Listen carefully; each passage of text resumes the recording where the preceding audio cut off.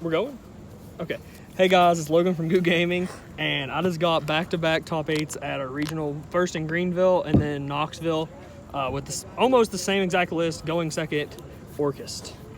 So we played 3 Scrap Recycler. This is the only card I play that actually dumps, like the dumpers. I don't play Armageddon Knight or Dark Grepher. I don't think you want to draw multiples of these type of cards, and I think this is just overall the best one. So yeah. 3 Harp, 2 Nightmare, 1 Skeleton, 1 Whirlwind. Some people play 2 of this, but I think it's incorrect because if you open like this card plus Scrap Recycler or this card plus, like it plays through hand traps like crazy, and if you open like double, like if you open like this card plus Armageddon Knight, it doesn't actually play through anything, but if you open this plus Harp, it does. So that's the whole Orcust lineup. Then we have all the extenders, so we play 6 Dangers. Dangers aren't like the best cards in the deck, but like they're really powerful because you choose to go second, and like discarding them off Nightmares, like it makes them like not a -1 or a 1-for-1. It actually turns them into a +1. So they're like okay extenders, but they're like really for like discarding off the Nightmare cards to out your opponent's board. And then we play 3 Vishuda, 3 Instant Fusion, and 3 Mind Control. Mind Control is the only card in my deck that's only good going second. The rest of the cards in my deck are good going first or second, because if you play the mirror match and they force you to go first, you don't just like brick on like Shaddoll Fusions, Panker Tops, stuff like that. And I played these 9, but I wanted another extender that gives me a monster on board but outs a card on my opponent's field. And the only one that's like good that does that is actually the Sky Striker package. That's still good going first, that is, because I played Widow Anchor. So it kind of solves some of the problems, because if you just play like this package, you don't like, yeah, you can get monsters on the field, but like it doesn't actually out an opponent's monster or like a negate. So like Widow kind of fills the role of like the 4th Mind Control, because like if you engage into Hornet and then Kagari and engage, that's 2 spells in the grave for Widow. So you only need like a Mind Control or Instant Fusion or Call by the Grave or one of your other spell cards to do that. And if you draw it late game, it just takes an opponent's monster, so it's really good. Then we play 5 hand traps. I think hand traps are like the only way you can win in the mirror going first, like the going second mirror, because they're just super powerful. They're good going first or second, and like the reason I chose Impermanence over like Ghost Ogre or like one of the other hand traps is because you can draw this card as your 6th card, and it's still like out a negate. Where like if you played like Ghost Ogre, then like you can't really out like a Titan or something with the Ghost Ogre. So just the 5 in the main deck, and then the last cards of the deck: 3 Call by the Grave, and then 1 Babel and 1 Crescendo. I think you still need to play Crescendo going second, because you don't go second every game. And that's the main deck. It's 40 cards. Let's go into the extra deck.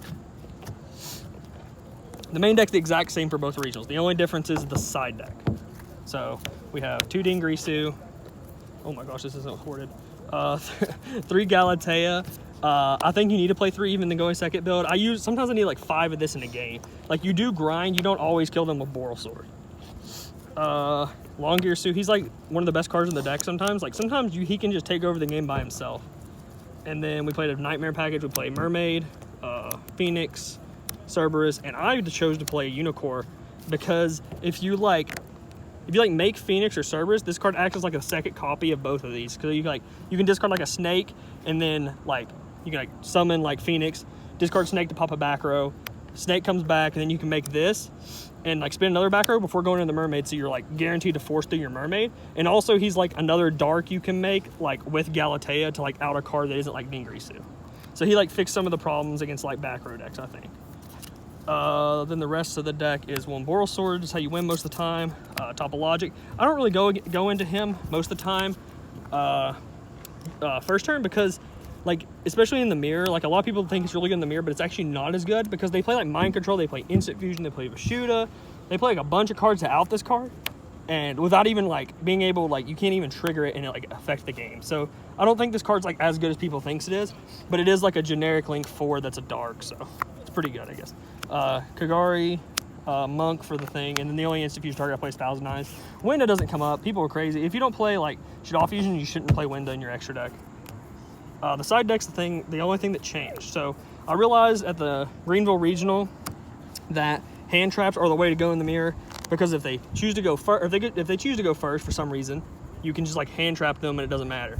If they make you go first, it's fine because you can set up your play and then still hand trap them to keep them from actually like breaking your board.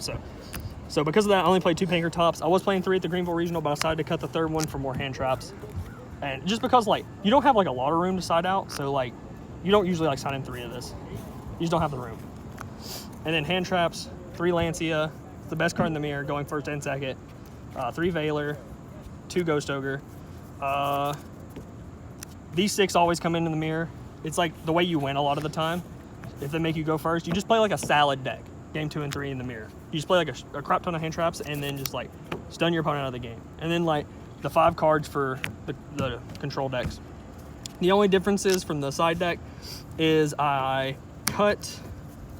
So I only played 2 Veilers at Greenville, and I didn't play Ghost Ogre, and I played 2 raw sphere modes. So I cut the 2 sphere modes and a panker tops for these 3. I don't play any of the promos because, well, I don't really have a good reason. I don't own them, but I don't think they're actually as good as people think they are, because like neither one of them are very good against Orcust, and I got like knee brewed like 5 times I think, and I won every game. And then Dark Ruler No More doesn't do anything against this deck. So I think Dark Ruler No More is better against decks that have like hard time with like Thunderboards and stuff. But like this deck just like sweeps Thunder Dragon. The only thing, the worst matchup is like Ultra Guys, like trap decks, and the Mirror if they win the roll. So yeah, that's the deck. Shout out. Shout out to Joanne. Shout out to Woody because he's here.